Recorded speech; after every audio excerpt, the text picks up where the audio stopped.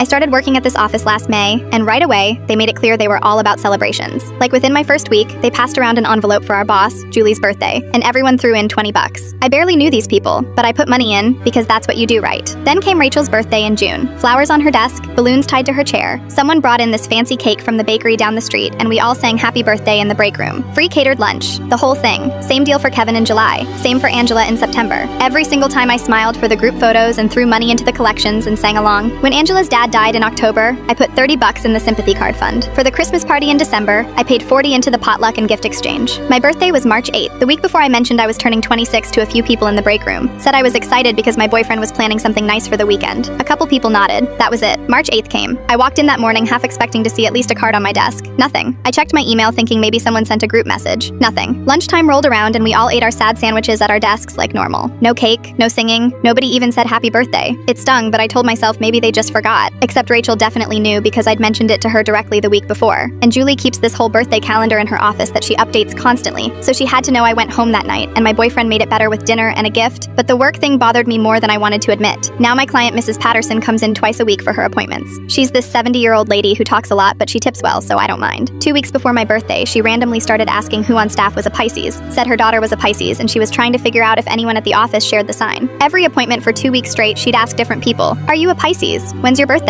"No." "Okay, how about you?" The day after my birthday, she came in for her usual Thursday slot. I was still annoyed about the whole thing. She asked me straight up when my birthday was. I told her yesterday. Her face changed. She asked if the office did anything. I said no. She asked if they usually celebrate birthdays. I said yes and told her about all the other parties I'd been part of. Every single one. The flowers, the cakes, the money I'd put in. She stood up right there in the middle of her appointment and walked out to the front desk where Rachel was sitting. I followed her because I didn't know what else to do. Mrs. Patterson asked Rachel loudly why nobody celebrated my birthday when they celebrate everyone else's. Rachel stuttered something about being busy. Mrs. Patterson asked when Rachel's birthday was. Rachel said June 14th. Mrs. Patterson said so you had time for your own birthday but not hers. Julie came out of her office because of the noise Mrs. Patterson turned on her next. Asked if she was aware it was my birthday yesterday. Julie said she might have forgotten to check the calendar. Mrs. Patterson pulled out her phone and showed Julie a photo of the birthday calendar that she'd apparently taken weeks ago when she was asking around. My birthday was written right there in Julie's handwriting. March 8th. Mrs. Patterson said you knew, and you did nothing while this girl paid into every single one of your celebrations. She pointed at the flowers on Angela's desk from her birthday 2 weeks ago. Said it was disrespectful and cruel and she expected better. The office went dead silent. Mrs. Patterson walked back to finish her appointment like nothing happened. I just stood there. Julie went back in her office without saying anything. Rachel stared at her computer screen. The next day, Rachel brought in cupcakes and put one on my desk with a sticky note that said sorry. Kevin avoided eye contact with me all week. Julie sent me an email saying the calendar thing was an honest mistake and they'd do better. They haven't brought up birthdays since. No collections, no cakes.